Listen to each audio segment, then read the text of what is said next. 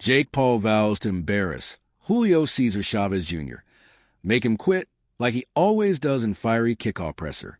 Jake Paul was quick to remind Julio Cesar Chavez Jr. of his sordid history in their first face-to-face. The two met the press on Wednesday to formally announce their June 28th DAZN pay-per-view headliner from the Honda Center in Anaheim, California.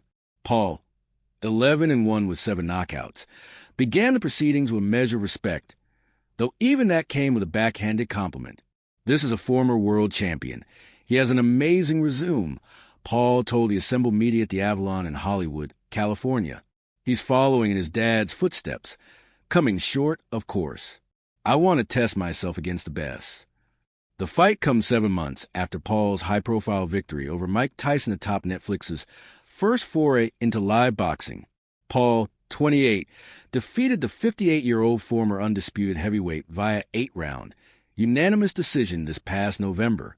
Their blockbuster mainstream clash went down as the most streamed global sporting event in history, drawing an estimated 108 million live viewers. Mexico's Chavez Jr., June 1st, 54 KOs, a former WBC middleweight champion, now represents the second ex-titleist that Paul will have faced and in successive fights. The 39-year-old son of legendary Hall of Fame former 3-division champ Julio Cesar Chavez Sr., who accompanied his son on stage Wednesday, has only been stopped twice in 62 professional bouts. That distinction, along with his going the distance in a 2017 shutout loss to countryman Saul Canelo Alvarez, are focal points of this promotion. Alvarez versus Chavez was promoted by Golden Boy Promotions, a stakeholder in the June 28th event through unified WBO cruiserweight titleist Gilberto Zurdo Ramirez, 47-1 with 30 knockouts, who faces Yuniel Dorticos, 27-2 with 25 knockouts, in the night's co-feature. Golden Boy chairman and co-founder Oscar de la Hoya pointed out that a faded Chavez went all 12 rounds with Alvarez that evening. Paul further drove home that storyline with his bold prediction of how things will turn out next month. "I'm going to shock the world once again," vowed Paul. "This is his toughest fight to date. I'm going to embarrass him and make him quit like he always does."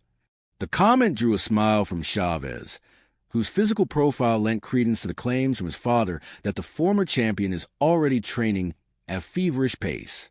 Such a dedicated effort will be required by a fighter with a horrible track record for not leaving it all in the gym. Even in a winning performance this past July, strategically placed on the undercard of Paul's knockout win over bare-knuckle boxing star Mike Perry, the second-generation boxer arrived at career fluffiest 197.75 pounds.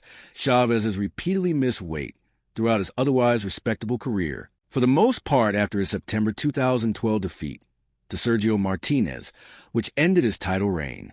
He was also placed on suspension multiple times for drug testing issues. The list doesn't even include his trips to treatment facilities to treat his addictions, one as recent as last year.